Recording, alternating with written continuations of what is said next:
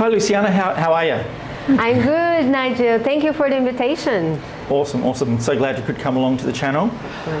Would you like to tell all the viewers a little bit about yourself and what it is you do to make people feel alive and happy about themselves? Sure.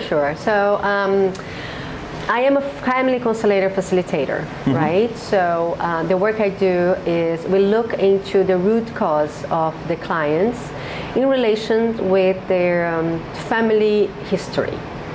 Okay. Can you describe that a bit more for me? Yes, of course. It's because most of the times when we have a problem, like it could be relationship problem, like health problem, money problem, we normally think the problem is with us, right? Yep. But not always. In family constellation, we dive deep into the root cause that could possibly be linked with your family system up into 7 generations. Yeah. 7 generations? Yeah, 7 generations, yeah. I don't even know 3 generations barely. Exactly, and the magic about constellation is that you don't need to know, right? Because I will give you a background, a little bit of a background for me. Since that book, The Secret, came out, I read the book, I watched the movie, I did everything I could I dive into the manifestation thing, right? So I try everything I could. I manifested a lot of things here and there, but the big things, like the money, like all the big things I wanted, I struggled so much. And it was only when I found out about family constellation, I saw that the problem wasn't even with me. The problem was rooted in my family dynamics. Okay, that's pretty cool. Yeah. Awesome. All right, and so you started on the story of you. Do you want to elaborate that a little bit further, where you've come from and the places you've been, the struggles that you've had to get to where you are now? Sure, because for me, I always wanted, when I realized that the power of manifestation, I said, okay, so I can manifest money. I can manifest an amazing life. But the problem was, I didn't have that history in my family. So, for instance, my father, he was very successful, rich to a certain point, and then he lost everything. Okay. So unconsciously in my mind, I was like, if I get financially abundant, I would probably lose everything. Yes, that makes sense. So I was in my own way based on that. And that is imprinted in your mind, because bigger than the genetics is the environment. So where you are, like I grew up in an environment, so I saw the struggle, I saw everything happening, so that was imprinted in my mind. So I dragged all the problems, all the traumas with me, even though my father lost everything, I wasn't even born. But unconsciously, I absorbed all that trauma. It was in me. Until I shed a light on it. Oh, okay, so that's why. So that could possibly be a way of people are getting their own ways as well. Awesome, awesome. Could you tell me what Constellation is, as if I was a 7-year-old child? Sure, I will try. So family constellation is, we all come from a family. Like, first of all, it's really important to make it clear that family constellation has nothing to do with stars. There's nothing cool. to do. Cool. So it's not astrology or anything like that. Not astrology. Okay. Cool. Not related to mysticism, with the spirit, nothing like that. Okay. We tap into consciousness, right? So when the family, the word constellation comes from the German word reorganization. Constellation is reorganization? Yes. So family, it would be family reorganization. Oh, that changes its meaning quite a bit. Exactly. Interesting. Yeah. So then what we see, the constellator, they will dive deep. For example, we inherited from our parents and our families, not only the looks, but also all the baggage.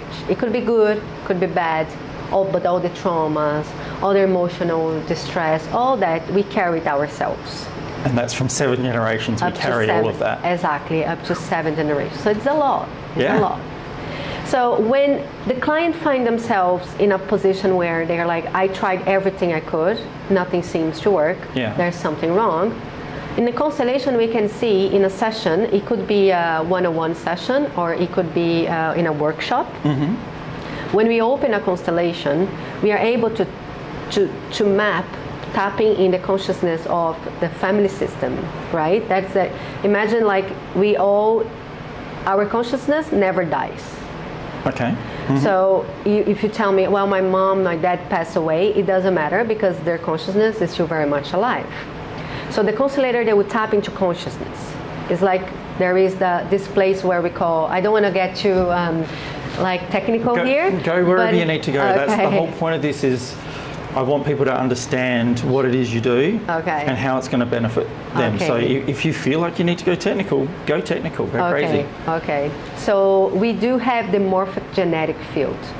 Okay, that's a new term for me. Yes, that is the field where all the information of our family system is stored. Okay. So imagine there's I have a morphogenetic field of my family, you have from yours. So we all have this. It's imagine a big ball of consciousness. So all the consciousness live there. We are all interconnected. So we all have our place, right? So whatever happened up like in the fifth generation could literally impact my generation because the consciousness doesn't understand time. Okay. Yes. So if something happened there was a break in the law. There are 3 orders of love. If there is a breach on one of those laws and is not fixed, that will be carrying through generations till someone sees it and say, oh, shed a light and get rid of that entanglement. That's how we call it, entanglement on a family system. I think there's always entanglements in every family, but you're talking at a whole different level. Yes, indeed. So we tap onto we bring, some people might say, oh, I have a great relationship with my family, so I don't need a constellation, but that's not really, because sometimes even the good relationship could be a problem, you know? Ooh. Yeah. Oh, I think we need to dive into that. Yeah. When are good relationships a problem? Well, because there is a thing we call the good consciousness and the bad consciousness. Okay. The good consciousness, especially when we get along with our parents really well, we would do everything that we can to belong. Okay, so yeah, we seek to be part of the family as deeply as we can. Yes, like rough examples, if you have a family of lawyers and you love your parents, you want to please them, you will become a lawyer. Okay. That's following the good consciousness. Yeah. The bad consciousness would be, okay, I love you all, but I don't want to be a lawyer. I want to be a psychologist. Yeah. So inside of them, they might even have that, you know, that, oh, I love them so much, I should become a lawyer, but I don't want. So the bad consciousness is not a bad thing, really. It's just a way of you doing differently. So it's like it's just a misalignment with the family is how I'm reading that. So it's neither good nor bad. It's just that if your consciousness is slightly different from the overall family consciousness, there's conflict and drama within that space. Yeah, it's not necessarily bad, though. It's not necessarily bad, no. It's just bad if you keeping you in a place you deep inside doesn't like. Yeah. So if you are doing something you love, that's okay. If it's deep within you, you know it's something you should be doing, that's great. But if you are doing something because to please others, to please your mom, to please your dad, to please whatever, then if you want to do differently, you feel that bad consciousness. You're like, oh, okay, I would do differently, but I would feel so guilty if I do this, you know. It's like a heavy energy. Yeah, but it's not necessarily bad. The bad consciousness is not bad. Most of the times it's needed. Yes. So that's why sometimes a good relationship could impact that too. Yeah. And since we look into 7 generations, it doesn't matter the relationship I have with my mom, my dad, really, because I don't, as you said, you don't know. I barely know anything about my family beyond my grandparents. Exactly. So, so there you have it. In the constellation, we are able to see that. Awesome. And then we have the laws in constellation, which we have to is not to follow the laws, right? Because just a brief explanation of the creator of the constellation. Bert Hellinger he doesn't call himself as the creator of the constellation. He said that he saw the constellation unfolding before him. Okay. Right? It's like when the apple falls from a tree, and then they're like, oh, okay, this is called gravity. You know what I mean? So he didn't create it, but he observed it. Exactly. Yep. He was sent to a mission. He was German. He was sent to a mission in Africa, and then he saw there how people relate to their family in a very unique way. Like how they honor their ancestors, how the family has this way of organizing themselves, you know, how when someone does something different, it would impact other people, other generations. So that was the constellation came to him, right? Maybe we should turn off the lights. I was thinking that. So Bert Hellinger, he saw, when he started to see that dynamics unfolding, he understood the three laws of the three orders of love. So these are the laws, the three orders of love are the laws that you're talking about? Yes. Okay, could you describe them? Sure. So the first one is belonging. So everyone has a right to belong in a family. Okay. So this is plain and simple. What happens is sometimes we exclude someone from any reasons, right? We can exclude someone because of their sexual orientation, politics orientation, or for any reason. Like it could be because they killed someone, you know. Yeah. We do that. We could exclude someone. So in this case, the system, which is the family, we call the family system. You can say family system is like the family ancestors. Is that morphogenetics field where all your family consciousness is stored, right? Yeah. So we call that family system. So the family system is very organized. Each one of us has a place in the family system. If someone is excluded from any reason, the system will do everything to arrange itself to bring that person back. Okay, so the family system has like a set pattern, is what you're saying? Yes, the pattern is order. Okay. So order precedes love. So order, then love. Yes. Ah. Yeah. Okay. Yeah. Cool. So you can only love with order in the family system. Ah, that's very interesting. Yeah. It's very, very interesting. Yeah. You said there's three laws. So three laws. So the first one is belonging. Okay. Belonging and then order. No, belonging is one. The second one is hierarchy. Okay. Okay. So which means our parents, the ones that comes first, is bigger than us. Okay. So our parents. That makes my mind do funny things. Like, oh, they're not. I know. It's tricky to think, but for example, our parents, they are bigger than us. So when I look at them, I say I honor them as being bigger than me. Bigger in what way? I think bigger, like in a sense of I respect them. I see their greatness. Okay. Okay. I will give you a practical example. When our parents sometimes are sick, they need our help. They need us to look after them. Most of the times, a son or a daughter would think, "Oh, poor mom, she needs my help. Oh, poor dad, he can't do anything by himself." When we see them in that position, a constellation is always internal. It's from the spirit. It's always internal movement. It's internal feeling.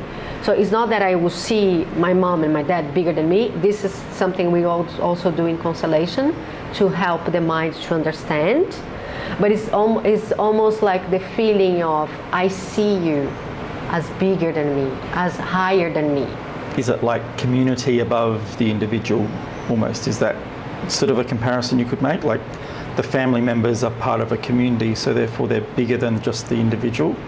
Or am I thinking something slightly different? No, it's slightly different. It's just imagine like there's figures, because that's what we use in Constellation. We use figures. Oh yeah, we're going to pull those out later. Oh, okay. So we have figures, right? So the figures of mom and dad would be bigger. And just for a representation here, your figure would be smaller. Okay. Because they're bigger, they are greater. They Okay. are, how can I explain that better? It's just like, they are just, like, I imagine themselves bigger than me. But we're not. Higher.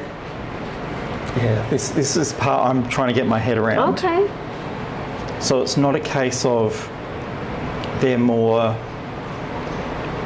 like they're not better. Is it more like they have more knowledge, more understanding? Is it down that kind of a road? Yes. It's just like Okay. the fact that they gave you life. It doesn't matter if they have knowledge or not. It's just the fact that they gave you life. Okay. So you see them as like they gave you life. If it wasn't for them, you wouldn't be here. It's simple as that. So could I say it more like I honour them? Yes. Yes. I honour them for giving me life. Exactly. Is that pretty aligned with what you're saying? Yes, exactly. All right, cool. Exactly that. That makes more sense because Yes. when you, for me and the way I interpret that word, when you say that they're bigger, I think of something more like pedestaling, like making them more important, okay. larger, more significant. Oh, okay. And that conflicts with a lot of other ideas I've got in my head. So I'm like, well, I'm not sure how that goes. But if you're talking about just purely honouring them Yes. for basically giving you birth, and then they would honour their parents and so on and so forth, that makes total sense. Yes.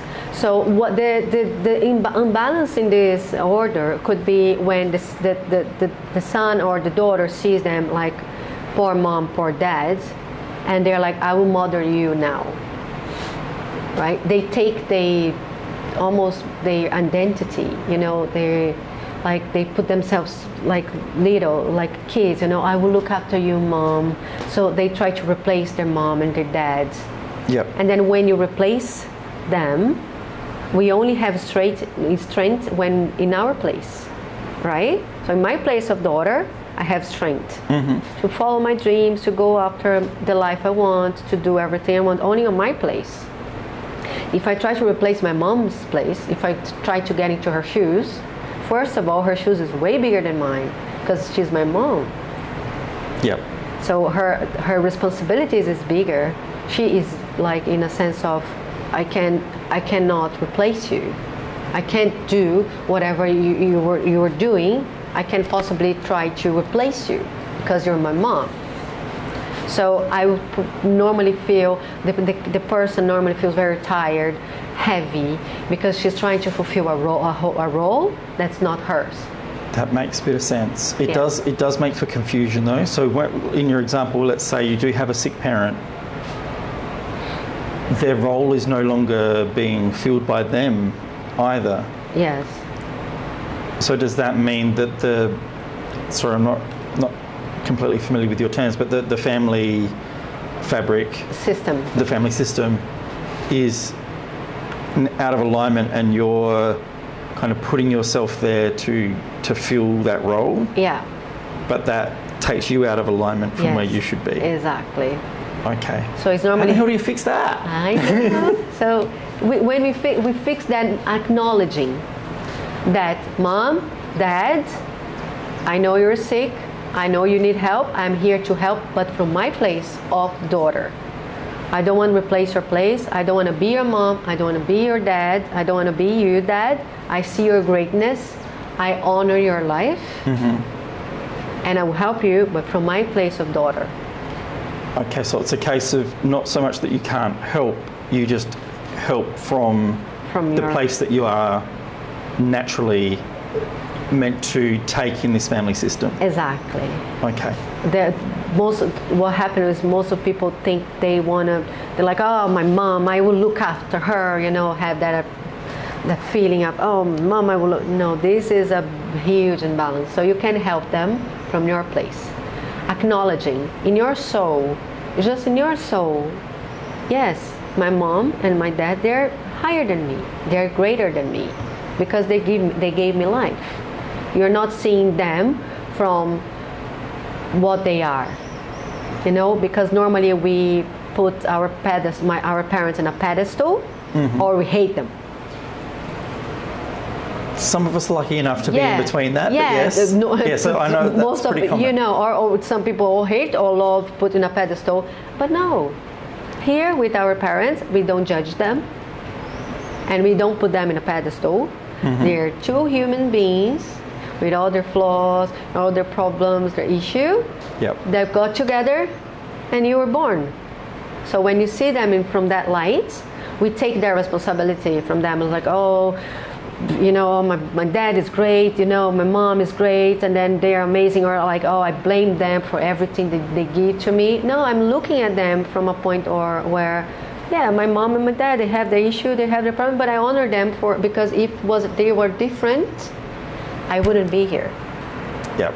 So this dad and this mom, they are perfect for me. Yes. And I look at them, they see this allows me to see the greatness in them. Yeah. Not as flawed human beings, but from a higher point of view. Like, if it wasn't from your life and your life, I wouldn't be here. So yes, no matter what's happened in your life, you can always go, without them coming together, Yeah. I wouldn't be here. So just in that light, in that momentary space, they are perfect for you. Yes. Despite anything else that may have happened. Exactly. Okay. You exclude the humanity. You Yes. forget the humanity. You see them like.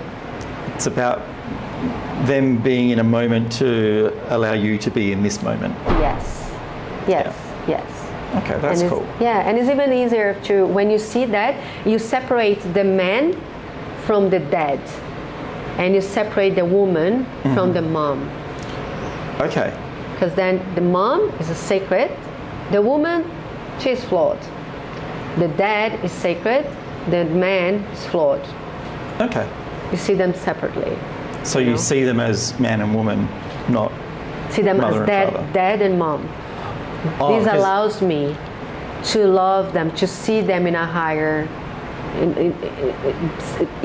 Seeing them as a mom and dad, separating them from the woman and the dad. Like, for example, my mom. If my mom was someone that gave me a lot of grief, she was a really bad mom. A way that it could help someone to say, because some people might say, how can I even love my dad? He was so bad. He did this and this and that, you know? Yeah, a way that I normally tell my clients is you separate the man from the dad. Imagine like the dad gave you life. Yep. That's it. This person here, you are honoring. This person here, you are looking up to. This person here, you are seeing as greater. The man is flawed. We all are. Yeah. Does that make sense? That does. It does. It still borders on confusing in some ways, but it does make sense. It's more that it rubs up. I think some of the words rub up against some of my other beliefs, so it's a bit like, ooh. Yeah. But I do understand what you're saying for sure. Yeah. My next query, should I say, comes in. How does it work? Let's say, you know, So my parents are alive, Okay. but I've also got kids. Yeah. So I have multiple roles in this family system. Yeah. How does that work? So just before we move forward, there's only the last law. Oh yeah, the last law. Yeah. Sorry, I was having too much fun. Yeah, I know. So the last law is giving and receiving. Okay. So I receive from my dad and my mom, and then I pass on, right? The only relationship that doesn't require to exchange in giving and receiving is with our parents. Okay. Okay, so my mom and my dad gave me whatever they gave me life, of course, but whatever they gave me, like education, emotional support, material things, I accept all that. And I said, thank you, Mom, thank you, Dad, that was enough. I will pass that on. I will pass that on for my family, I will pass that on for my business, I will pass that on, right? Okay. And if I look to my mom and dad and say, hey Mom, you didn't give me enough, I want more.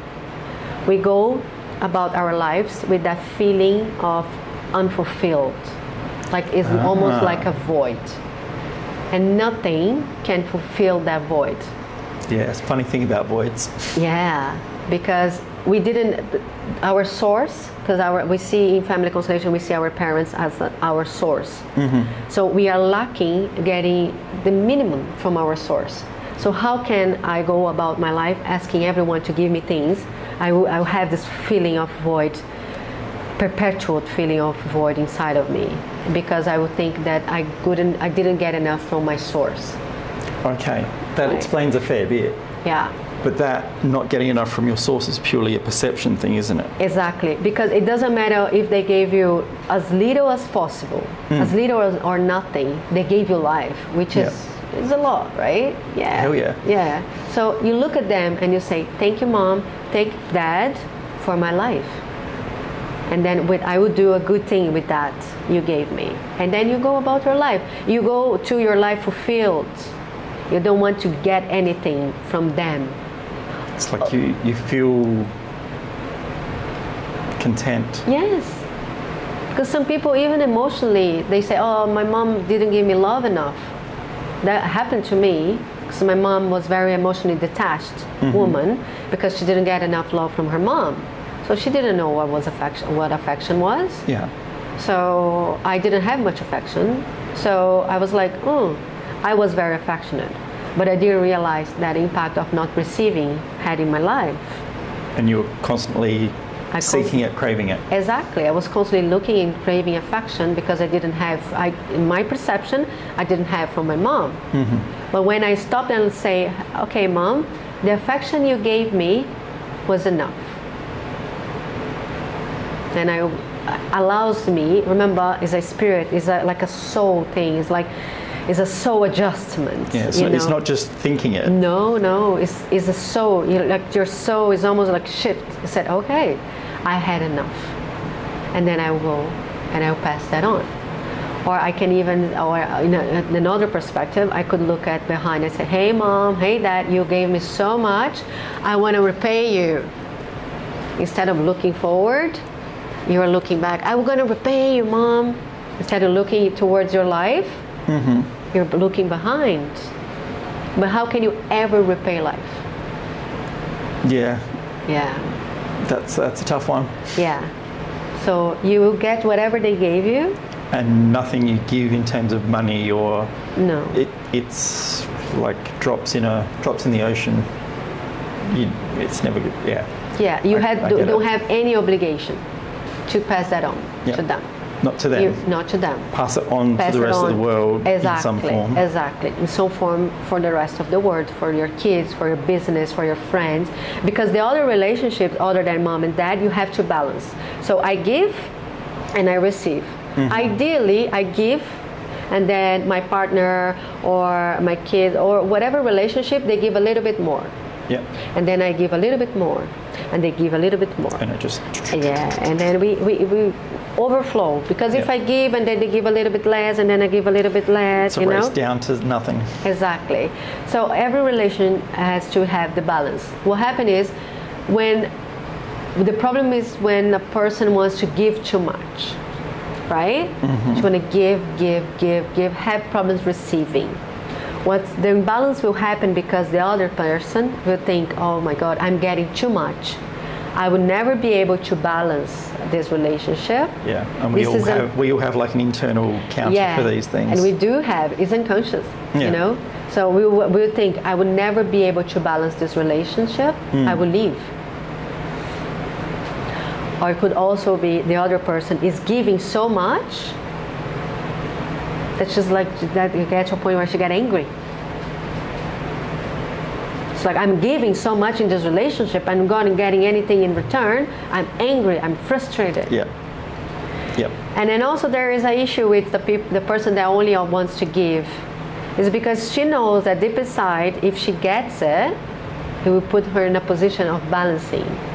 So it could be like, oh my God, if I give and I receive, I need to have the responsibility of giving in return. Therefore, I need to grow up. Okay, say that one again.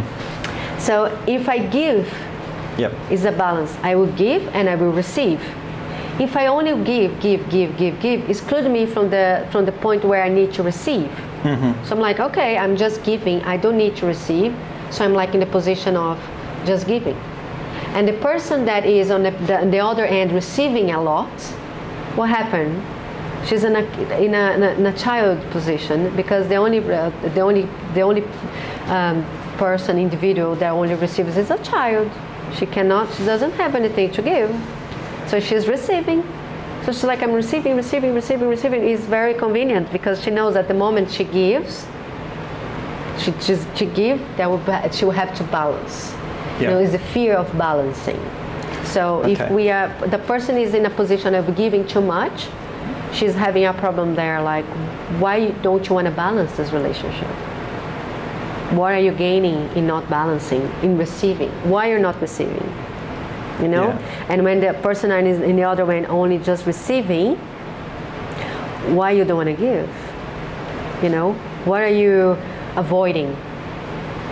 Yeah. So there's an avoidance either way. Yeah. So, and that's in every relationship. In a business transaction, you give a service and you get paid. So the balance here, that's the order, is always balancing the relationship. Yeah. As much as you can. So that's the 3 orders of love. Okay. Belonging, hierarchy, and then giving and receiving.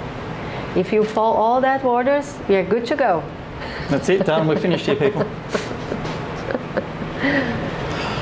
Oh, I had a few questions, but you had your question about your kids. What is your place in the family? You have your kids, you have your parents.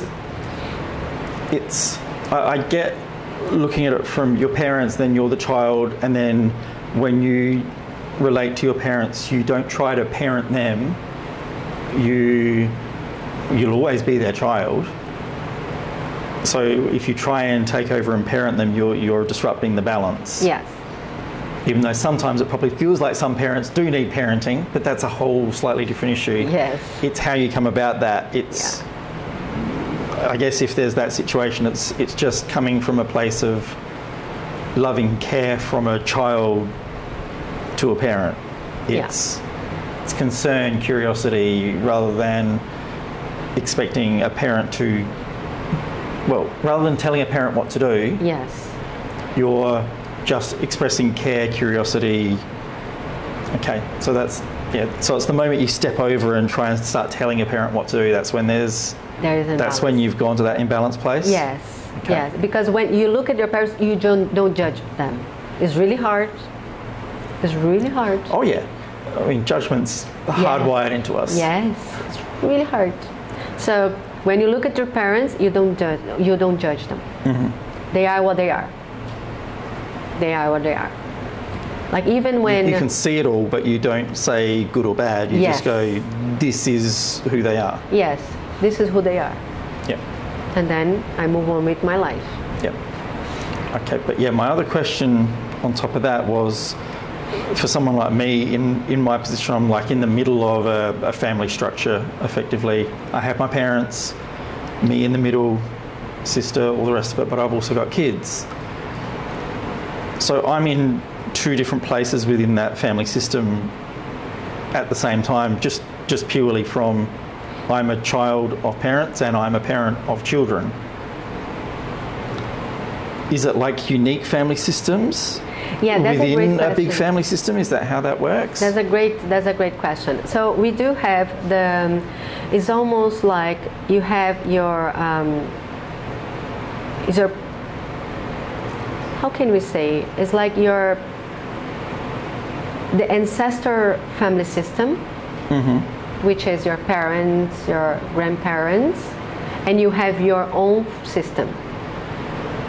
We could call it the current family system. So for example, you as a dad, mm-hmm. you have your current family system. Which is myself and my kids. Yourself and your kids. So the primal family system, they're relevant, mm-hmm. they are important, but in your case, your priority would be your current family system. So there's like a preceding order to this sort of thing. Yeah, so they precede your ancestors' family system. They precede this one, so they are more important. Remember, in the hierarchy. So the ancestors are more important. They are more important. Okay. They are more important, but but they don't need to be the ones the priority. Does that make sense? Ooh, now that's confusing. Yeah, I need it you is. to explain Okay. that one. Okay, I'll explain. So they precede life, right? Yes. You came so from each them. generation, birth the next generation, the next, the next, the next. Yes. Yep. So they precede your family system, right? So you honor them, but you prioritize your current family system. You still see them as you honor them. You have all that you follow all their laws of love, but you prioritize your family system as a dead. Okay, so that's where you put most of your energy into effectively what is now. Exactly. Because in this relationship with your mom and dad, you said, thank you for your life, thank you for my life. Now I will do a good thing with my life, providing for my kids. You know? And then your life is from here forward, your kids. Yes. So that's where you take what was given to you and you move it forwards. Exactly. And so there's a big unit, and then there's a little unit, and the big unit feeds the little unit, and then that just keeps flowing on. Yes. Cool. That's awesome. Thank you. Beautiful. You're welcome. Okay. Now I'm on to question number 2. Okay. Okay. So yeah, it's kind of getting back to the start in some ways, but what drew you to do this? How did you find out about it? Because from Australia, I'd never heard of this before. Not until I came here to Brazil, and then it's like, it's everywhere here. Yeah. But I'd never ever heard of it before in Australia. Oh yes, and that's why I'm making my mission to bring that to more like English speakers, because I find this amazing therapy. So for me, what happened was I tried everything I could because I had a money issue. I always had this money issue, right? And it doesn't matter how much I earned, I would spend everything, the car would break, you know, it was like everything going downhill. So it was always I struggled. So I'm like, I was trying to go about my life, trying to, you know, survive, even though I knew a lot of self-help things, like in manifestation, I knew a lot about it, but nothing seemed to work. So I watched the series. A friend of mine said, oh, you should watch the series. It's about the Constellation thing. You just should check it out. And I'm like, oh, okay. So I checked it out, and I understood completely. This series on Netflix is called Another Self, and it's about Constellation. If you want to dive a little, if people want Another to dive. Self. I'll see if I can find a link and put that in the description below. Yeah, it's on Netflix. It's a really good series. They have 2 seasons now. So when I watched it, I said, oh, that's why I struggle so much financially. And so when you were listening, it kind of just resonated with you. It resonates exactly, because in family constellation, we see the mom, like the success has the face of the mother, right? And the money has the face of the father. Okay. So the first accomplishment we have in life is when we are born, because we came the first breath. We're alive and breathing. Yeah. So that's our first accomplishment, and that's connected from our mom. So we have a great relationship with our mom. Doesn't have to have a great relationship, just acknowledging your mother for who she is. For giving birth. Bringing her to your heart, taking her all in. You allow yourself to like, oh, okay, I can succeed. And you're more prone to succeed in life. And with the father, he's that masculine energy that propels you to do your things. When you have the health relationship with your dad, as I said, doesn't need to be health, doesn't need to talk to your dad every day. There's the inside, the feeling inside, yes, I honor my dad for what they are. Yeah. I have the healthy image of the masculine in my life. I'm like, oh, okay, so money can stay. Okay. And for me, I spend most of my life judging my dad for whatever he did to my mom. Mm-hmm. So the image I had from my dad was very distorted. You know, I would judge him. Like I would, so that's why everything I started, I would stop because I didn't have the masculine stamina. You weren't honoring the masculine, you weren't honoring the father. Like you were seeing the man, you weren't seeing the dad. Yes, and even the masculine, when you have a health, masculinity, example in your life, you can get there. You know, like, oh, okay, I can, because we are half feminine and half masculine. You know, we have a dance of both inside of us. Yes. If I look at my dad and say, I judge you, I don't like what you did, I will cut you out of my life, I'm like, oh, okay. So all the possibilities I could have to make money or to acquire money or all the stamina I need to look forward to work on my business, I'm lacking that strength. You're denying yourself that denying. aspect of yourself. Exactly. Therefore, I'm weak. You know, I'm weak. I don't have that feminine, that masculine side of him in myself. Yes, I understand what you're saying there. Yeah, because the feminine is very intuitive. We do things. We're like la la la. We're connected. But the masculine is what gave us like the motivation to go and the drive to go and to do, to keep the money, to understand money. You know, I didn't even want to look at my bank accounts. That's how disconnected I was. So when I learned all that I need to connect to my dad, I'm like, oh, okay. So I was able to, and so many other things. You know, I'm like, oh, that makes so much sense. You know, it's so much sense. Because it, as you said, it's a bit confusing. Yeah.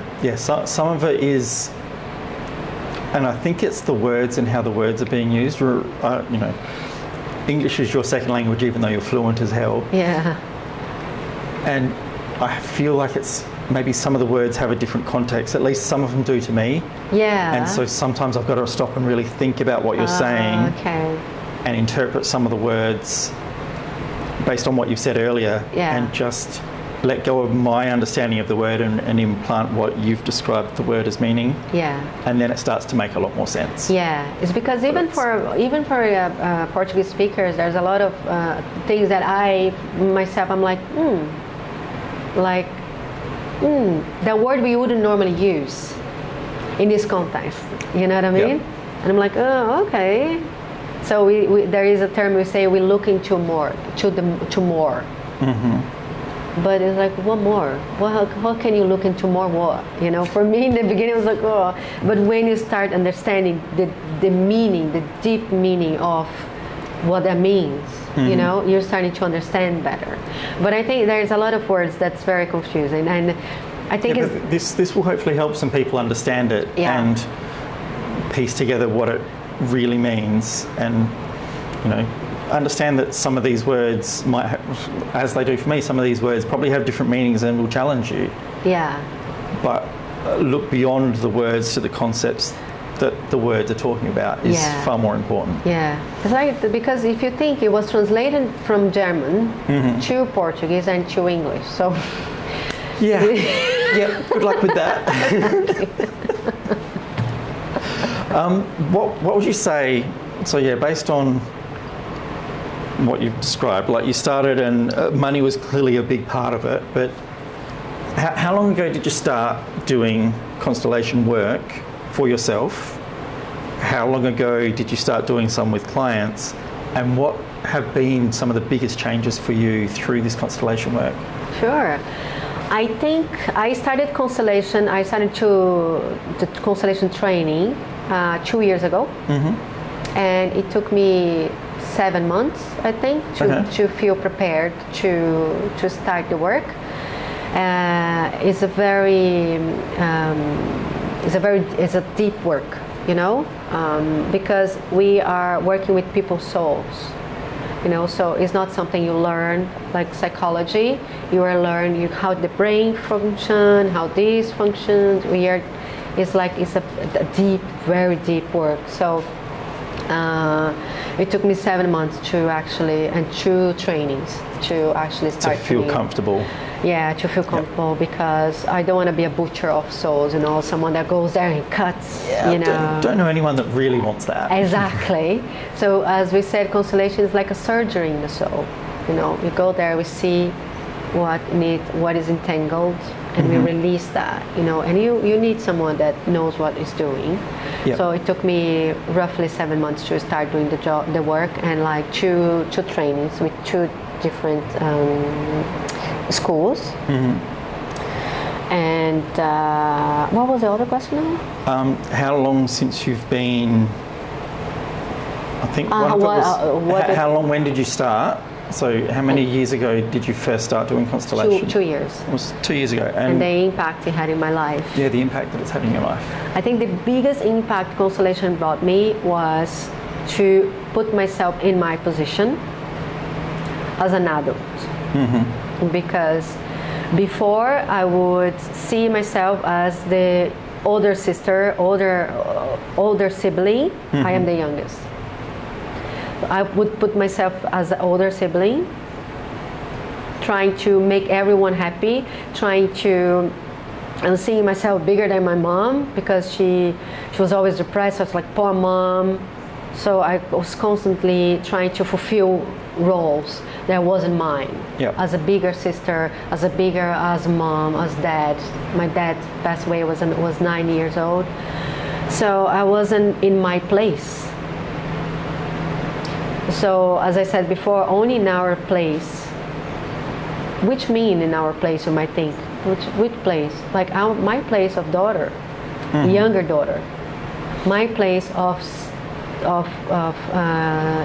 younger sister. My place of partner. My place of whatever, of boss, or whatever I am in my profession. My place. Only my place I have strength. I'm sitting in my soul. I'm sitting on my chair. Only sitting on my chair, I have strength to make decisions, to do the things I need to do, to see the bigger picture, right? So I wasn't sitting in my chair. I was sitting in my sister's chair, in my mom's chairs, and my whatever chairs, you know. Only when I sat on my chair and said, okay, what do we have here? As an adult. Because there's a lot of adults there, there's actually kids. The inner child is commanding them. It's like imagining you're in a car and their child self is like driving. It was me for many years, because I had several traumas as I was a child, not like physical traumas, but like emotional traumas.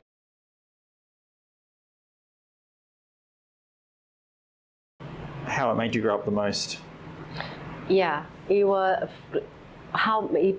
understanding Constellation made me go back to my place and seeing and taking my life as a grown-up, to face all the traumas I had as a kid and say yes for all of them, you know, seeing the lack of emotional support and say yes, it was as it was. There's no way we can change that. And taking that head on, you know, saying, yes, I see everything that happened to me wasn't easy, but I decided to grow up now. So I took my inner little child. I said, hey, little Luciana, I will look after you. Okay? Yep. You will sit here. I'm in control now. I will drive. And then mother her and give her whatever she didn't need. So giving this little child the love she didn't have, giving this little child the attention she never had, giving her everything that I didn't have, or I think I didn't have when I was a child, because it's always a matter of perception as well. So when I started Constellation, that was the biggest thing for me. It's like taking responsibility fully for my life. Yeah, I mean, that's huge for a lot of people. Yeah. Massive. Exactly. And seeing that, how it all relates to my family system. Like, I've done many constellations for myself, and there's still many constellations to do. Because, as I said, it's 7 generations. But it's one constellation at a time. But the biggest intake I got from Constellation was coming back from to my place as an adult, and then allows the money to flow, because when I was a kid, money wasn't coming. Because a kid cannot take care of money. No, they're not generally associated with good money choices. Exactly. So a kid doesn't have money. A kid doesn't have a loving relationship, doesn't have a partner. So that's where I was trapped. So when I took my seat, I said, child, you sit there. I look after the money. I will look after the partner. I will look after. I take from here. That's when my life starts to unfold and things start to happen. So little Luciana pops back in every now and again? Oh, yeah. I thought that might be the case. Yeah. So especially when I'm like, oh, I want something. I can't believe that didn't happen. I know that's my kid. I know. But the thing is, I'm aware when she comes out. Yeah, I think that's half the battle. Yeah. Like, because nobody's perfect. Yeah. Nobody's going to get to this place of total perfection. Yes. In their own eyes, unless they realise that they're perfect just as they are, which is a slightly different conversation. Yeah. But yeah, it's like there's no end to the work. Yeah. From a certain point of view. Never. Yeah. Never. Especially, but when, as you said, when you are aware, you're halfway there. Yes. You know, you're like, oh, okay. Yeah, Luciana is frustrated. Little Luciana is frustrated because something didn't happen the way she wanted. Yes. But Luciana, the adult Luciana, knows that not every time you get what you want. And it's fine. Yeah. Yeah. For example, when I need to do something for work. You know, little Luciana wants to play, she wants to scroll Instagram, she wants to go to the beach, she wants to do whatever. But Luciana does say, yeah, I see you, I know what you want to do, but first we're going to get shit done. Yep. Sorry, first we're going to get things done. I'm all up for swearing. Okay. It's all good. Swear, whatever comes out is what comes out. There is nothing to hide here. Okay. Awesome, thanks for that. Okay, a good one for somebody that's been listening to this and is feeling a bit skeptical about what Constellation can do for them. Can you give me some examples of the changes that have happened for people through constellations that you've been involved in? Sure. I can give a really practical example. I had a client and he came to constellate his professional life, right? And then I asked him what was the problem, you know?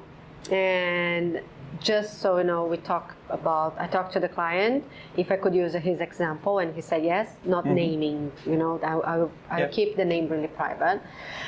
But and then when we opened the constellation, we saw that at the moment what happened to him was he get to a point where he would succeed, but he would sabotage himself.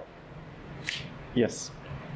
He would succeed, he would sabotage himself. So when we opened the constellation, it was clear to us that there was a moment in his life where he was succeeding. He got a really good promotion. Something really good happened. And at the same time, he lost his grandma. Yeah. So in his unconscious mind created like an association? Yes. Exactly. So if I succeed, something bad will happen. Yes. Yep. That one feels slightly familiar to me, so yes. Yeah. If I succeed, something bad will happen. So when we clear that out, you're starting to say, oh, okay, is that true? No. We release that entanglement, you know? And then another, because constellation is really good for health as well. You know, there is this client I had the other day. She had rheumatitis, and it was really painful. And when we opened the constellation, we saw that the year that the rheumatitis started was the time she left home. She went to uni, and her dad had that disease. So would I be stretching it to say she was taking on her dad's position? Yes. She said... That's fascinating. Yeah, because her dad was sick. She was in charge to look after him. Right? So what happened was, before she moved out of her house, she was looking after her dad because he was sick. She had to move out to go to uni, so she left her dad. Yep. So she in her mind was like, I am abandoning you. I can look after you, but that's okay. I will take on that disease for you. Whoa. Yeah. And that's all unconscious. Yep. And these sessions that you had, they've transformed that about those couple of people. They've changed their association with these things. And big time. It's like freed themselves up. Yes. That's awesome. And even like constellations I had, this we're all talking about in the life in the now, but every so often the constellation could possibly be related to a family member you never knew. You know, like abortions, like that people had in other generations that is affecting you now. Some part of you now through that 7 generation. Exactly. Because as I said before, the family system is very smart. It's a very structured system. So if something there is not quite well, it will keep repeating the patterns until it's sorted. It's sorted. So that's why some people say, oh my God, I keep repeating these patterns, like in relationship, in money, in this, in careers. Every time this happens, is probably because there is an imbalance there. The family system is trying to say, hey, there is a problem here. Yeah, come and sort this out. Yeah. Okay. And for example, there is a beautiful example that my mentor told me, that a client of her came to her saying, my kid, just to give you a brief example of how constellation works, you know, like, because people think they come to constellation only to constellate their family, but no. If you have a problem in your life right now, you probably need a constellation. So this. And Luciana's details will be below as well. Yes, please. Yes. So this client, she came looking for a constellation, my mentor, because her daughter didn't want to eat beans. And here, beans in Brazil is big. You know, everyone eats rice and beans every day. We know that is rich in iron, which is good for our health. It's important for us. So their mom was a little bit concerned because every time she would feed her beans, the kid would throw up or she would run off the table. She didn't want to eat beans at all. Yep. And since for this mom's mind, if beans is really important, she decided to look for a constellation, which was seen, which my mentor was able to see in the constellation, that the kid's grandfather died of poison. He was poisoned by metal. Like we have in Brazil we have this venom, this poison for rats that's based in iron. Yes. Yep. And it kills the rats. So he died poisoned by iron. And the iron in the beans was causing a psychological... Exactly. Isn't that bizarre? Yeah. That's because the child's not thinking about iron. She doesn't even knew her grandpa. Yeah. Grandpa. Yeah. That's kind of crazy. That's a relation, because there's a relation our brain does. There's a really good study in epigenetics, just to illustrate a little bit. So constellation is very much like epigenetics. For example, there was this study with rats, right? So they took they got these rats and they released the smell of cherry. So every time the rat would smell that cherry, you would get electric shock. Yeah. Yeah. You got that too. Electric shock. So every time the rat would smell that cherry, he would get electric shock. The big rat only. So the rat has like a little mince, right? Their kids, Jesus. So the little kids from, how can I say the little kids from the right? The baby rats. Baby rats. So, and then they had babies. And the baby rats never went through that. They were never subjected to the... They were never subjected to that experience. But every time they would smell cherry, they would cringe. They would run. Wow. That's a study that's available on YouTube and Google. You can Google that, epigenetics experiments in rats. So that's how much we inherited from our parents. So they had no idea what the cherry does, but they cringed. They know that's something wrong. They knew that there was a bad association with it. Exactly, and that's how we do in our lives. We see bad associations based on our family history up to 7 generations. Awesome. That's fascinating. Thank you. Cool question, because there's so many ways people can improve their lives and feel more full within themselves and more complete within themselves. Are there particular personalities that are really disposed to getting a lot of benefit out of family constellation? Everyone could benefit, even someone who is skeptical. Yeah? Yeah, because as I said, we work in a soul level. I've seen some people very serious people, especially men, because men has that seriousness about themselves, that if they're a little bit skeptical, and they're like, when we open a constellation and when we do the work, it's impossible to stay oblivious to whatever is happening. So everyone can benefit. That's cool. Thank you. You're welcome. What's the most common reaction people have after their first session? Like, yeah. I literally had that the other day. Yeah. She was like, she had no idea what constellation was. Yeah. No idea. So just to get, normally I do online. So we're in a Zoom call. Yeah. And I have my figures with me. And I start explaining what constellation is, because she had no idea. And when we start the process, she was like, it's very surprised. Yep. It's very surprising. That's cool. Yeah.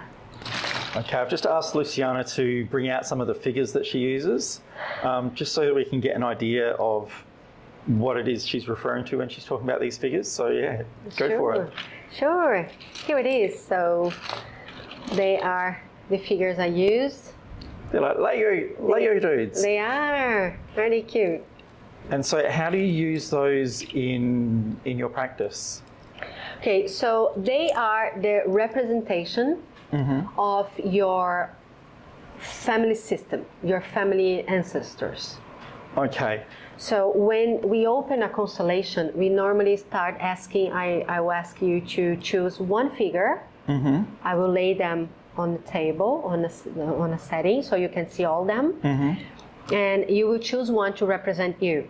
Yes. Right? And from there, I will, depending on what are you bringing, what is your issue. It could be a relationship, it could be money, profession, it could be anything. When you bring your issue, we're starting to following, I will tap into the morphogenetic field, and I will sense what should we bring to the field. So you will be there for sure, and I will tap into the consciousness of your family system and see, to heal this entanglement in Nigel's family, what should I bring to the field? What needs to be seen? And it could be your mom, your dad, it could be your mom.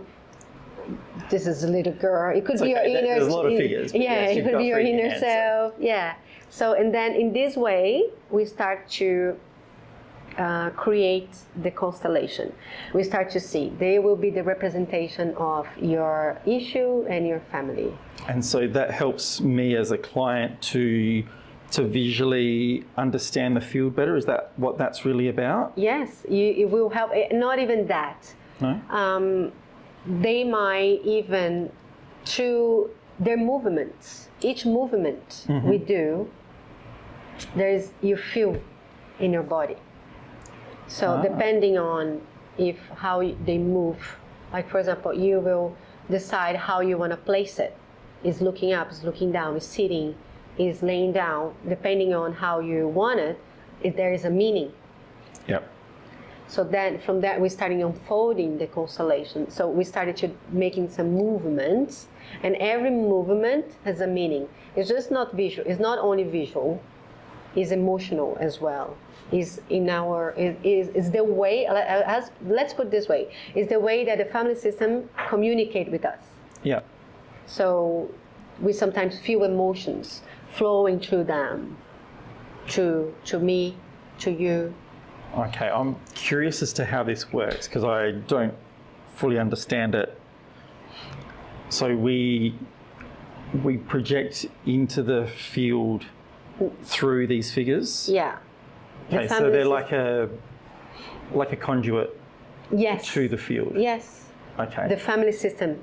The family system, you use them as a conduit of the emotions. And so as you move the figures, you're moving the field. Yes. Okay, so it's linked. Yes. They're basically proxies, but. Yes. So yeah, you could say it's a proxy. So yeah, you use those as a proxy, but not just a visual proxy, but somehow by concentrating on them, you're adjusting the family system. Yes. That's so weird. We might need to delve into that another time. I don't think that's for today's session, yes, but that's really, really trippy. It is. Yes. That's the magic of Constellation. Yeah. Yeah, that is crazy. Okay.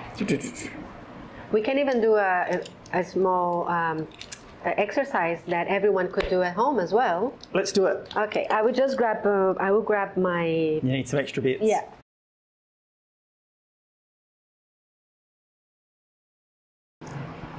So for this exercise, we will just to illustrate how we can. I will guide you and whoever is watching us that would like to do. You can just follow the phrases that I will be repeating. Mm-hmm. You can repeat for yourself or if in your mind. Mm-hmm. So in this scenario, you imagine your dad, your father, mm-hmm. and your mom, yes, in front of you. And then I'll place yourself here. Is a little boy because it represents you. Because I'm a man. Yeah. So yes. But it could be a girl. If you're a girl, you imagine yourself in front of your parents.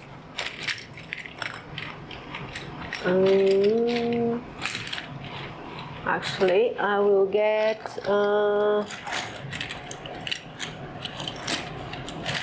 Sorry. Don't be sorry. We're all good.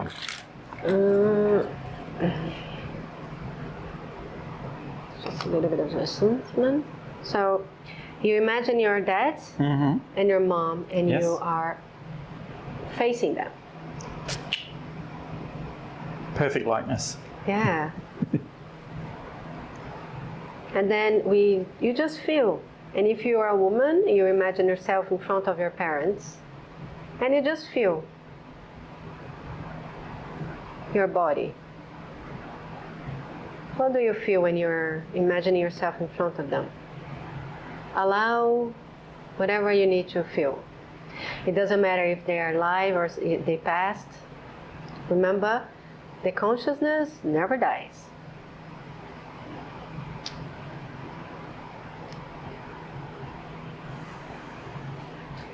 And then you can, if you feel like repeating, I'll ask you to face your dad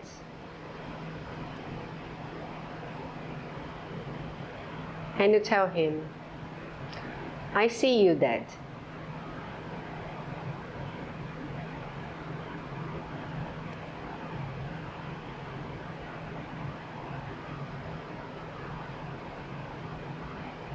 And I say yes for everything that happened.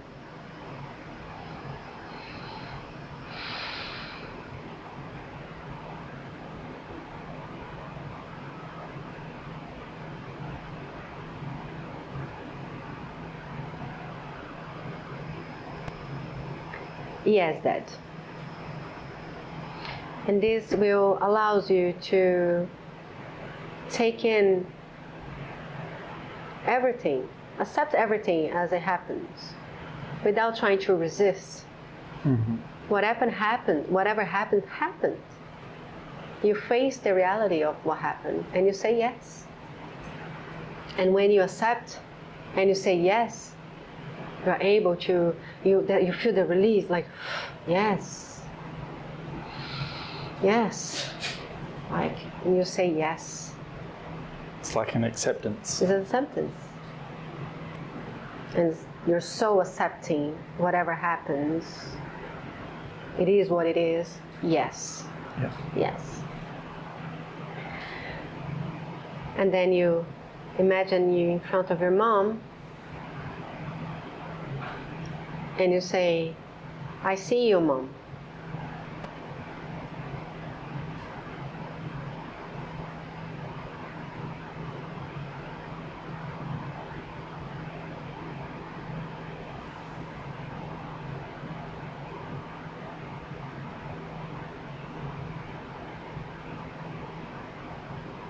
And no. The no here could be for anything. Maybe we trying to get a burden more than we should be carrying, especially from our mom. Our parents sometimes want to save them, want to carry their burdens. In this case, we say, no. I will carry only what is mine. And I will leave with you what is yours. Mm-hmm. And you face them. And you say, thank you for my life. I will do something good with it. I take all in.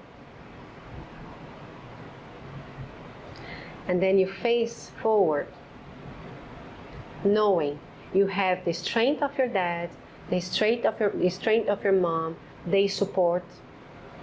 Remember, not the humans, but the bigger picture, the mother and the father. You have them there, supporting you. Mm-hmm. And you feel strong and in your place and say, I have a dad and I have a mom. Look outward and I'm in my place. Boom. Boom. That's awesome. it. Thank you. You're welcome. That's really cool. Yeah. I hope everybody got to do a little bit of that as we were going along. I tried to stay silent so everyone could do that in their own minds as we were doing it. Yeah, that's a strangely powerful thing. It is. When you think that it's some Lego figures that you're playing with, there's something that happens during that. It's amazing, isn't it? Yeah. Yeah. Very cool. Yeah. Awesome. Thank you. You're welcome. Yeah.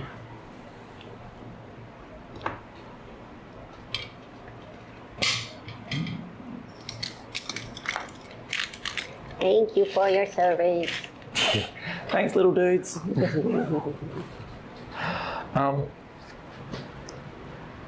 Okay, what's the secret sauce for yourself that you think makes your sessions so impactful for people? That's a great question. It's not knowing that I know nothing. Okay. When I go to a session, I make sure that I empty myself with all my preconceived ideas, mm-hmm. all my preconceived knowledge, all that I think I might know about the person, and I empty myself and I allow myself to be filled by the family system, by the big soul. That's we call the family system. We call the big soul. Okay. The greater soul, I think, would be better. I allow myself to be filled by the greater soul, so I can receive all that I need to receive for the session. Basically, I leave behind all my ego, all of what I think I know, and I allow myself to be at service. I'm 100% at service of the family system. Not even my client is the family system, because the family system is the star. And then in doing so, you are in service to your clients because they're part of the family system. Exactly. Yeah, because it's like cascade benefit. I'm a service at the family system that will benefit the client. That's cool.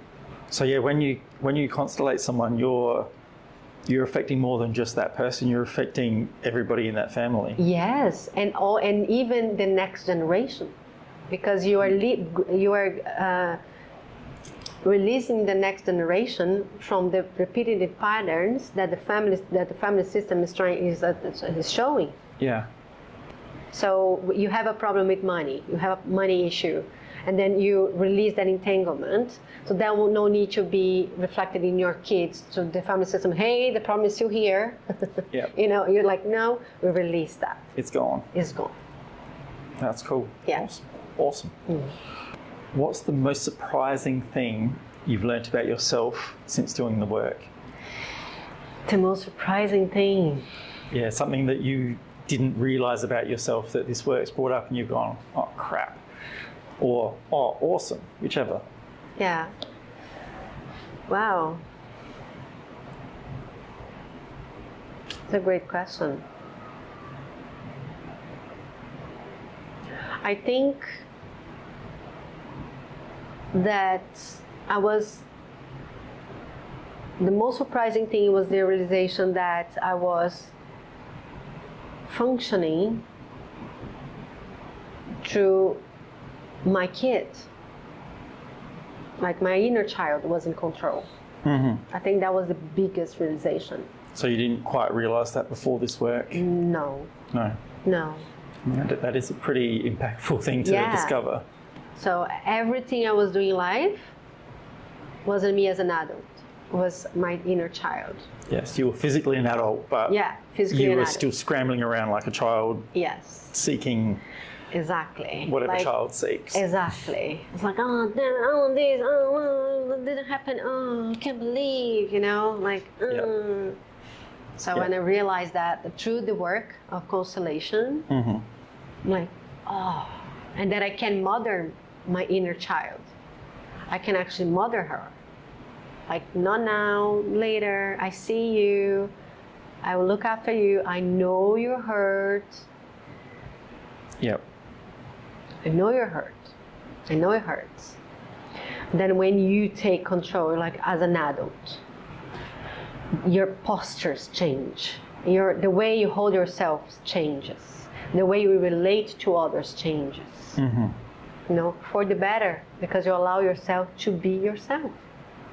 Yeah, you're not seeing the world through those child's eyes anymore. Exactly. You're seeing the world as it really is. Exactly.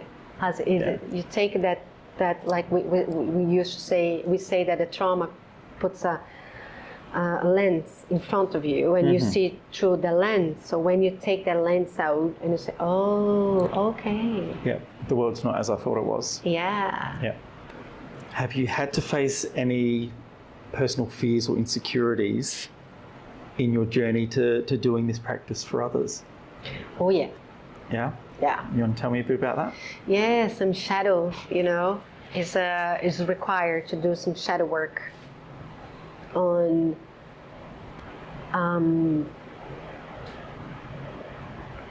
the ego side, you know, because when you are doing this work, there is no place for ego. As you said, it's when you turn up, you take your ego away and you're there to be in service. So yeah. And for me I realized that I was really afraid of being seen. But to do the work, you need to be seen. You know, you eventually you'll be with a client, you know. For example, if you want to scale your business, you would be required to be on social media and doing all that. And when I realized that, I'm like, oh God, I don't want to be seen. And then I start dig why, and I'm like, oh, okay. So, but I think the ego thing was huge for me, because I wanted to take the credit for the work. Okay. You know? So it's like you wanted to be the healer. Yeah, exactly. Yep. So as the question you did before, I wouldn't answer that way before, when I was still operating from my ego. Yep. You know? So when I changed that, I'm like, I don't want to be the star. If I would do this work, I'm not the star. So I left that behind. So that was one of the shadow that shows up for me, was the ego. Like the ego pops up, oh, but this and that, oh, but that person didn't recognize you enough. Wow. You want attention. You want the people to say how amazing you are, how amazing the session was, you know. And when I realized that, I'm like, No, there's no space for this here. And also, the other thing I realized was my scarcity mind. It was terrifying to realize I was operating from a very scarce, like on my day-to-day thing, life, you know.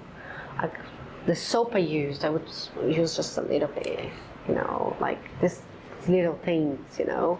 When I started Constellation, I really freed myself from that, and I start to see abundance everywhere. How abundant we really are. So that was a big one as well. I would say the ego and the scarcity mind was two shadow things that pops up. Yeah. And every day, really, some things comes out. There's always something more. Yeah. Definitely. As we breathe, we learn. That is truth. That is truth. Okay. Thank you. Thank you again. You're welcome. Okay. Based on that, what is the thing about this work? You've taken your ego away. You've taken your scarcity away, at least to a large extent on both of those. What is it about the work that brings you joy? Like, because when you're talking about this, you light up. So what about it brings you joy, even on days that aren't so, well, days that are a bit harder sometimes even? I think it's the change in people's lives. I'm passionate about changing people's lives. I'm passionate about being able to help people. And I know for certain how this work changed people's life, because it changed mine. And we can only take someone where you've been. So I've been in places where I saw the benefit. Yep. So I think what I'm passionate about it is that I love changing people's lives. Not saving, because that was another thing that for me was a huge one. I wanted to save everyone. I want to be the savior. Yeah, which is tied up with the ego side. Exactly. You know, but then where I'm not saving anything, I'm not saving anyone. When I'm in a session, I'm giving 50%, the client is giving 50%, we meet halfway, we do the work, and the session is completed. Yes.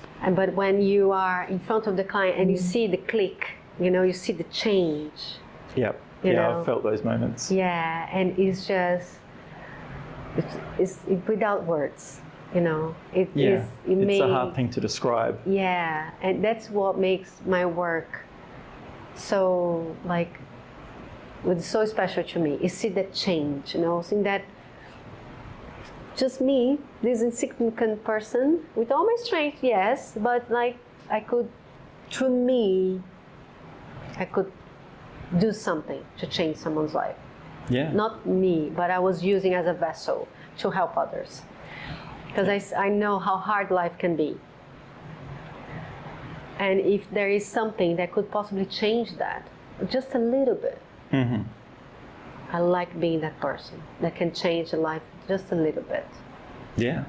Yeah. That's fabulous. Awesome. Awesome.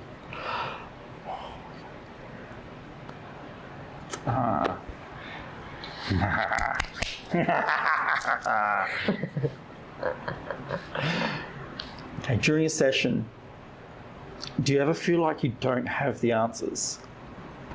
And how the hell do you deal with that if that comes up? Yeah, that happens. Yep. And happens, you know, because it's not black and white, you know. And when this happened, I learned that there is more information needed. You know, because when we are on a session, we ask a few things about the issue. For example, the client can bring something related to money. So I make a few questions, and if they try to give too much information, sometimes too much information is too much, because, as I said, the start of the work is a family system. And if you are trying to tell me your issue with money, you are basically trying to convince me of your problem. Yes. You're trying to sell your story to me. We're good at selling stories. We are great at selling stories. So when I do a constellation, the least information I have, the better. Okay. And then we open the works. And when I noticed that when that happened, when I get to a point where like, oh, there's some more information here. So I ask. Opens up. It opens up, yes. Okay. And then it opens up like, yes. So because some word you say unconsciously, some word you say would be what I need to like, oh, that's it. That's what it is. Because when we are speaking, I ask you, well, talk to me about your money relationship. And you're like, blah, blah, blah, blah, blah. I'm afraid, these key words that you say, you don't even realize you're saying for us will be key words for like, oh, okay, that's where it's going. Yeah, that's where the trauma is, that's where the pain is, yes. That's where the void is. Yes. So when I find myself on this moment, it's like, oh, well, now I'm like, I know that I need more information. Yeah, you just expand it out a bit further. To expand a little bit further, yes. Okay, awesome. That's pretty cool. Sadly, I don't think it's going to be in this interview, but what is the hardest question anybody's asked you about your work? Does it work? It's not work. People sometimes ask, does it work? Oh, does it work? That's the hardest one? No, I think the hardest one is, how does it work? How does it work? Yes, I see how that's difficult, because even through this conversation, some of it is tough to navigate. Yeah. Because it seems slightly counterintuitive to the way a lot of us might be brought up to think. Exactly. It's a change in consciousness, really. You are changing like the way you are thinking. For example, imagine you are going your whole life thinking that life works this way, and then suddenly someone comes and say, "Hey, it's not like that."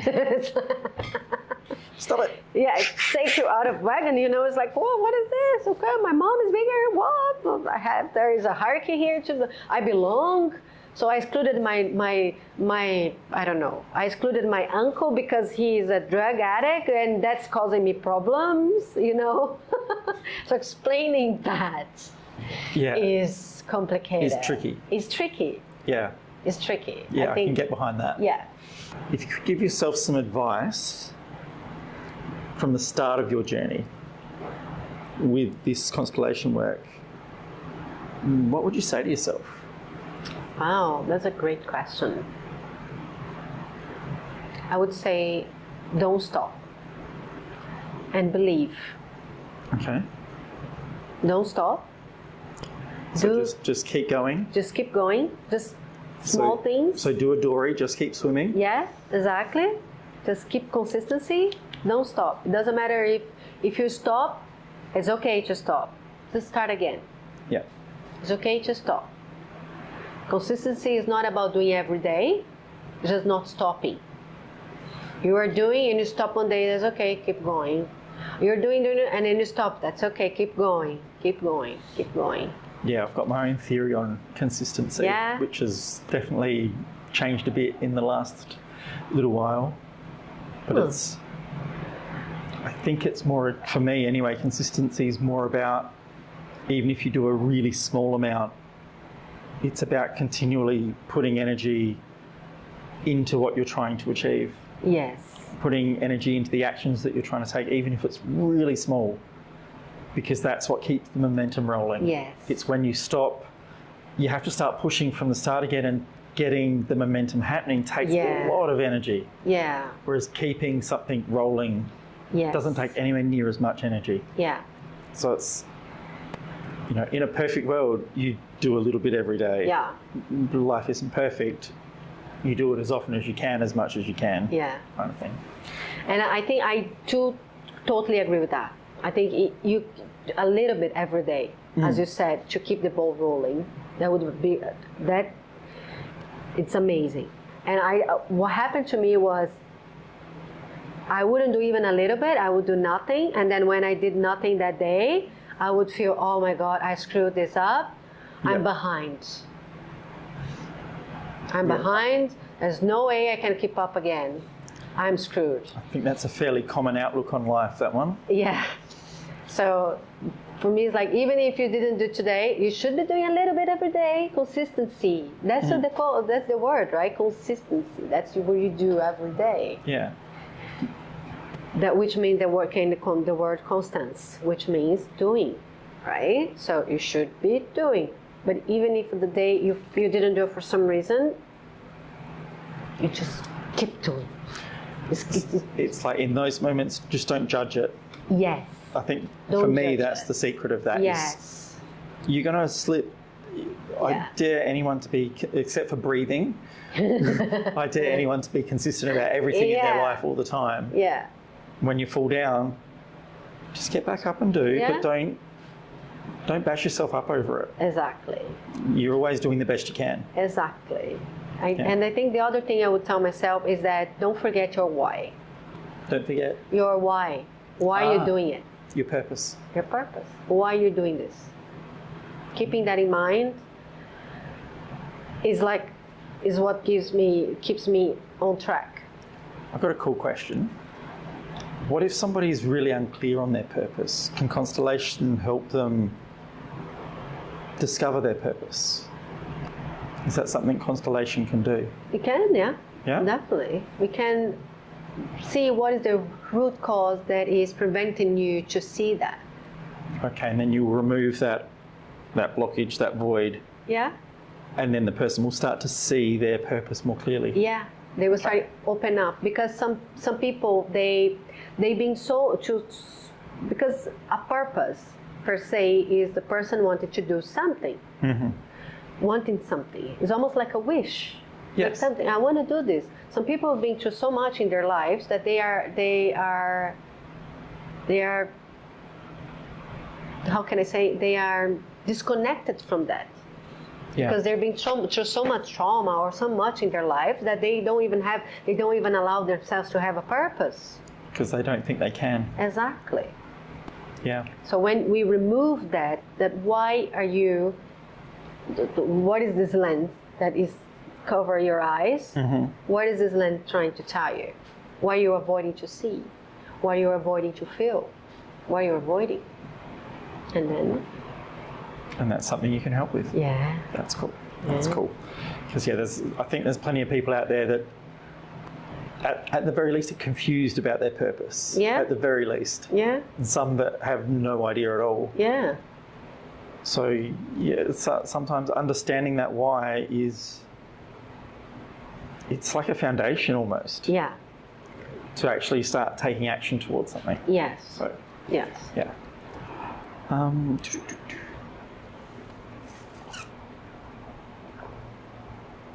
Oh, okay.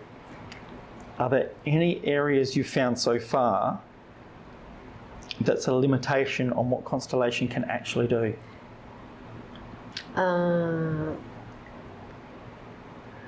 There is, yes, a limitation on the sense of Constellation is also a change of consciousness. So I can open a constellation for you.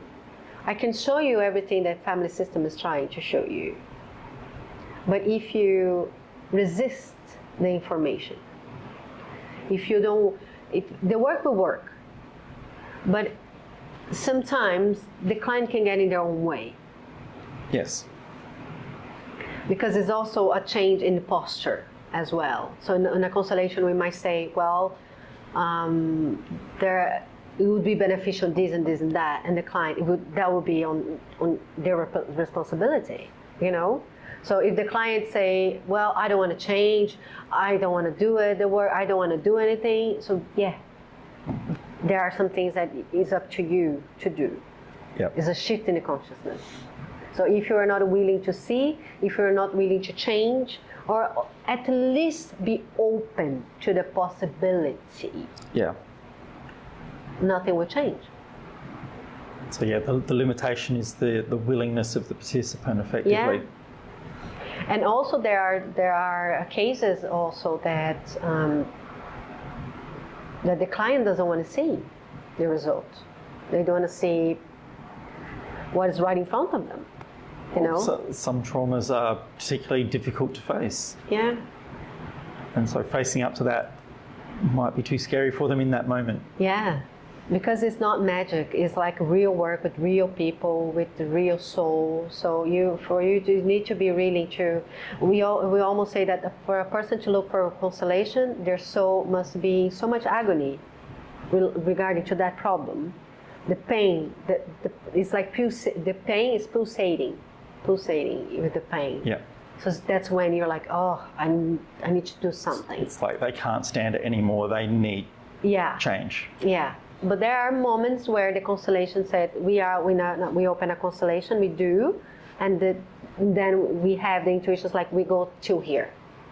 More than that, not today. Yep. There is some. Yep. That's cool. But you, from your point of view, you can use constellation in almost infinite ways. Yeah. It's just the participant needs to be willing to go wherever the constellation takes them. Exactly. Yep. Like even for a few months ago, I had a crazy back pain for a year, like for at least 1.5 years, crazy back pain. Even like to do the dishes, just be standing for long periods, I would feel this pain, and I'm like, and I had the intuition to do a constellation. So that's the trick. When you have an intuition, like, oh, I should do a constellation on that. That's indicative of your soul trying to point you to that direction. Yep. Right? So I had the intuition, like, oh, I should do a constellation on that. I'm like, oh, okay, all right. So a few weeks later, the pain was there, and then I like decided, I finally sat down and said, okay, it is today. Did a constellation on that. Next day, no pain. Crazy. Yeah, I know. Doesn't it suck that you sat for 1.5 years in pain when you could have changed it like that? I know, right? Come on. In fairness, I had intuition for months. But yeah, it's not like magic for everyone. It's not be the same, you know. Yeah. Some people has physical problems, and some people has emotional problems. Yes, so it's physical pain manifested through emotional problems is easier to transform than, you know, somebody's had a busted ankle and the surgery didn't go so well, so it's in chronic pain. That's probably not something that Constellation's going to be able to fix anytime soon. A chronic pain? A chronic pain through, let's say I broke my ankle. Yeah. As an example. Yeah. And when it mended in a world in a way that wasn't perfect, and so now there's chronic pain in there because of a physical issue. That's probably a limitation on what Constellation can do. Yeah. But if you had the intuition to do a constellation, you probably. But I know where you're going. It might help, but it's not going to solve it. Yes, I know where you're going. There is physical, like if you drink a lot of unhealthy food and your health is like, it could possibly be like you could be sabotaging yourself as well. You know, you see how it works. You could be eating unhealthy food to get sick. Yeah, oh, absolutely. A lot of us feel that. I mean, there's a lot of part of the research and stuff I've been doing is all about self-belief and self-worth, and almost everybody has some area of their life where they don't fully believe in themselves, where they don't feel fully worthy. Yeah. And so when we self-sabotage, that's a manifestation of that coming out into the world going, I don't feel worthy. Yeah. So I'm going to stop myself from having all of the things that I could have and experiencing all of the things that I want to have. Yeah. But don't think I deserve to have. Yeah. It's like crazy. Yeah. Well, does humour come up very often in your sessions? Does what? Humour. Do you ever have a session where where you and the client are both just like laughing? Humour. Yeah. Yeah. Actually, the other day I had a session and I don't know what happened, but we both started laughing. It was so much. It was lining up a little bit, you know. But I had a client actually. He was making some funny movements with their toys, with the figures, something I've never seen before. That was funny. I might know something about that potentially. I think I might have tipped one on their head. Yes. Yeah, I'm here to be different. That was the most funny constellation I ever did, but most of the time it's very serious. There involves a lot of tears. Yes, so it's more about shedding tears than shedding laughter. Yeah. Okay. But in the end up with like a feeling of relief. That's what we look for. Like a lightness? Yes, a lightness and a feeling of, relief, like. I guess that makes sense, because if you're removing what effectively is a source of tension in the mind and in the body, then you will feel that relaxed kind of a thing. But so laughter happens, just not all the time. No. Okay, and the quirkiest bit of feedback you've had from a client, like the weirdest thing a client said to you after a session? I didn't have any crazy, no. No? Well, that's pretty cool. I did a constellation once with a woman that had problems to being seen, and she wanted to work on social media, on Facebook, doing lives. And we did a constellation. Next day, she sent a message saying, "Oh, I did a live today. It was amazing." It was explaining, cool. And then just boom, like straight away, Yeah, but nothing crazy. Nothing weird. No, nothing weird, which is good. That's perfect. Yeah.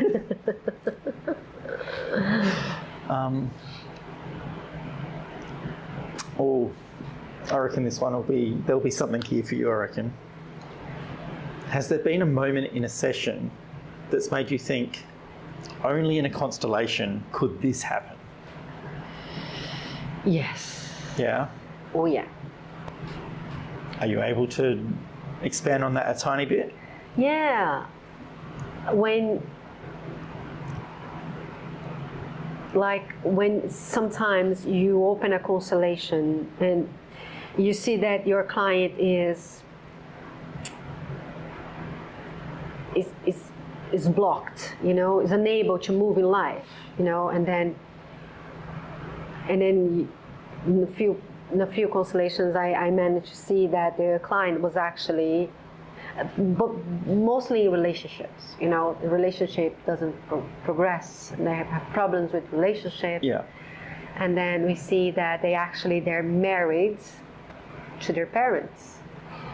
Ouch. Yeah.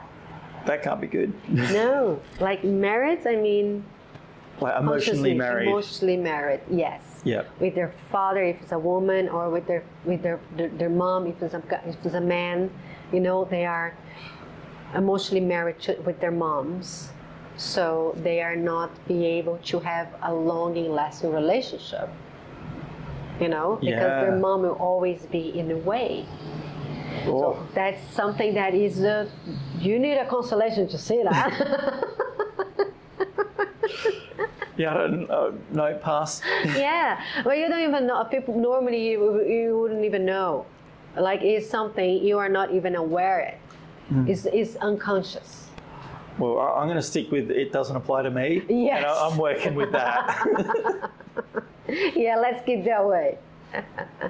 And even in a married way, you could even like seeing your mom as a perfect woman, like putting your mom in a pedestal. Like, there's no woman like her. And constantly comparing potential partners. Exactly, constantly comparing her. And same with fathers and. Exactly, and then you say, no, Dad, you don't mess with Mom. You are in the middle, No, Dad, don't mess with Mom because she's this and that, So this is a way of being married. Oh, yeah, I see where you're coming from there. Yeah. We call a triangulation. So their relationship and you're there in the middle, so forming a triangle. Oof. Yeah, that happens with a lot of people more than we think. And probably not just with parents as well, with brothers and sisters, and any relationship can have that, I guess, to a certain extent. Exactly. Wow. Yeah. Okay. If someone could only take one thing out of this discussion about constellation, what would you hope that it is? Just knowing that it didn't start with you. Most of the time we think that the problems we have, the problems if we face, the issues, the traumas, it started with us, and we are the ones to blame. But it didn't start with you. and you don't need to carry this alone, and you don't need to carry this at all. There is a way to release that. The not carrying it all sounds good. Yeah, so it didn't start with you, but can end in you. You can be the break in the generational trauma. Yeah. In the generational cycle. Yeah. That's cool. Luciana, what's next with your journey with Constellation? Do you have any dreams or goals that you're working towards at the moment? Yes. So my goal is to create a platform where I can coach my clients. When, for example, they come to me, they do the constellation and then what? You know, they go about their lives and then sometimes creating more entanglements, because as long as we live, we create entanglements, we create issues, you know. So I would like to have this platform where I coach the clients how to live a life like, because as I see my life, as it was beneficial when I worked in all areas of my life, financially, emotionally, relationship, professionally. So I would like to coach the clients based on the constellation principles to have a more fulfilling life, a more orientated life, and lighter, you know, because the work of constellation is so amazing and so rich. I think when we live according to the philosophy, like which I do, I try. Yeah. You see the dynamics in your life, like it works. You know your place. You know people's place. So I would like people to live a more conscious life. That's the word. Yeah. And I would like to guide them to that. Just not coming to the constellation, but guiding them through some areas of their life. Yeah. And for you, constellation's a good way to find consciousness. Yes. In a more everyday sense as well. Yes. That's cool. Awesome. I do say awesome a lot. Huh? I said I do say awesome a lot. You do. Okay, I think I know the answer to this one. If anyone listening is curious about constellation and wants to give it a try, what's the best first step they can take? Well, drop me an email. Yeah. Book a session. Why not? Well, they can go to Instagram, where I post daily information. I don't post though. I don't have an Instagram yet. I'm saying this for the future. Oh, are you? Yeah. This is going online. This is live.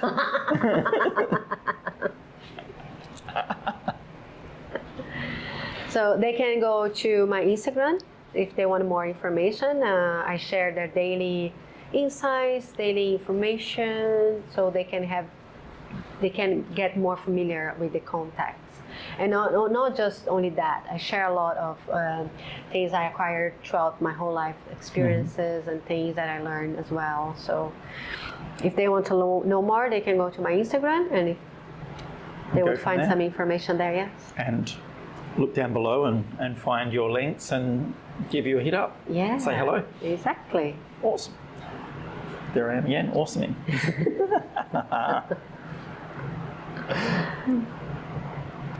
Ooh. After a really tough session, because I imagine some of these sessions can be pretty heavy. How do you like to wind down? Like, how do you like to de-tension yourself after a really full-on session? The best way I find is playing with my pet.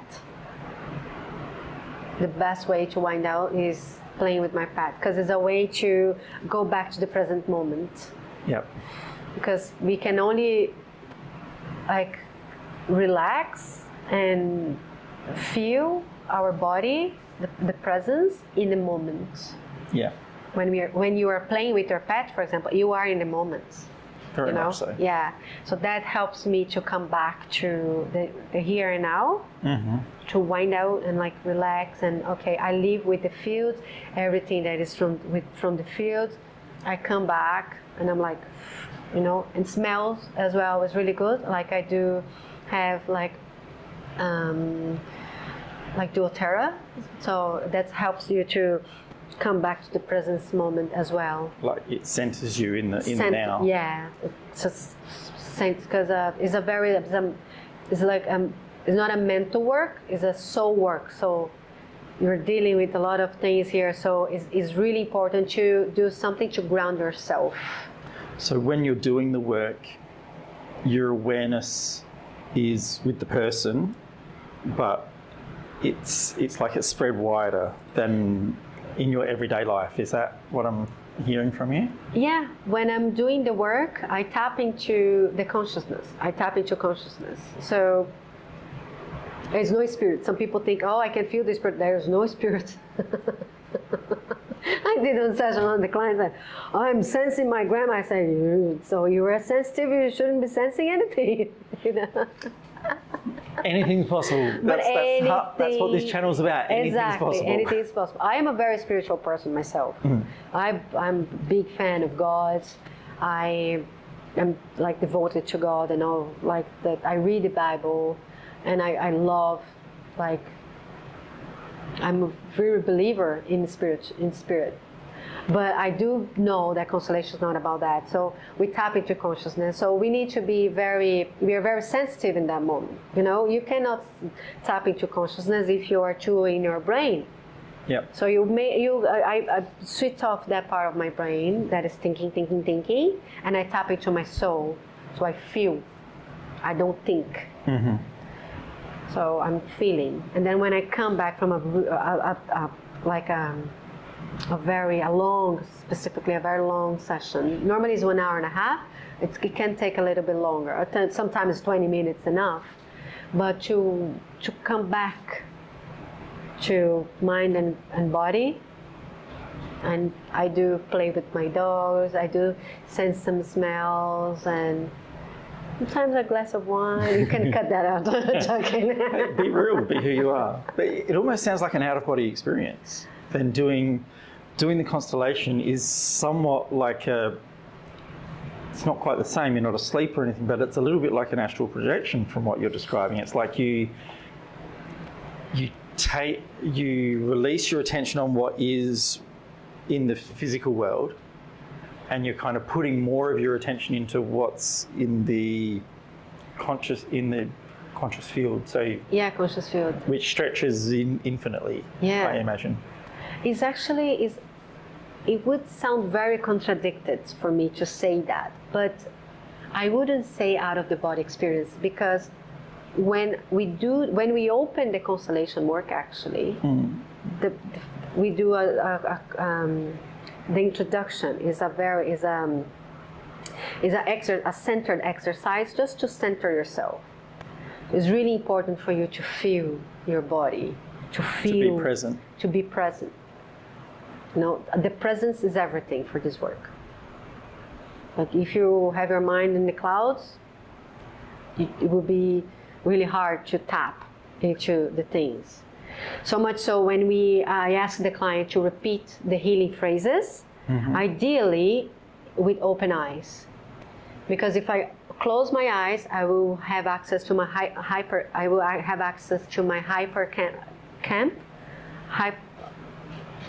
hippocampus? I don't know parts of the brain that well. That part of the brain that deals with the memories. So I will close my eyes, I will access that. But when we are doing a healing process, you don't want to be connected to the past or memory. Now. You want to be in the now. So when I ask the clients, is that sometimes when you're asking them to, it's automatically we close our eyes. But I ask them to open your eyes just to be in the present. So it's and isn't. It's all right. See if I can find a better way of trying to explain that so that I understand it. When you're tapping into the field, you're still present and aware, but your awareness expands into other areas as well. Yes, exactly. Because everything could be communicating with us. For example, the environment communicates with us. For example, if there is a picture behind the client.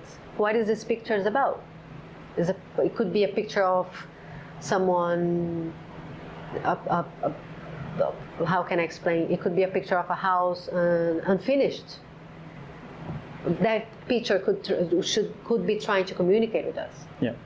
You know, or something, there is a background noise. That noise could be trying to communicate with us. You know, there is a phone call right in the middle of a process. That phone call could be trying to communicate with us. Yeah. So that's the many ways that the family fields try to get our attention. You know, so that's why it's a very present. And you explained beautifully the last time you did. Exactly it. I'll take that. Thank you so much. No, Have you got any questions of me or anything else that you want to say to anyone that's watching at the moment? No, I just I thank you for the opportunity for being able to explain about Constellation. I know that's a very new subject for a lot of people in English speakers country. So that's why I'm on a mission to spread the word, because I find this work so beautiful, and I think more people should know that. You know, so I thank you from the bottom of my heart for the opportunity to be here, and for all the beautiful questions you had, for your awareness, for your openness, and I thank you for this opportunity. My pleasure. Thank you so much for coming on and sharing what you know with all the people watching. I hope they get something amazing out of it as well. I know I've had a great time just even talking with you about it, and I've done your sessions before and they are really powerful. Yeah. So, yeah, thank you very much for being here and just being really present with it, and can't think of the right word, but yes, just being who you are. Oh, So, thank you. thank you. And for the people that are listening, if you feel in your soul to look for a constellation, it could be with me, it could be with anyone. Just do for you. Do it for your family system. Do for the people you care. Don't procrastinate that. And if you have any more questions, if you have questions, you just drop an email. I'm always very open for everyone. You hear that, people? No more procrastination. Move your ass. Stop living in pain. Yeah, take your place. Move it. Take your place. Sit on your chair. Awesome. Yeah. Thank you so much. You're welcome.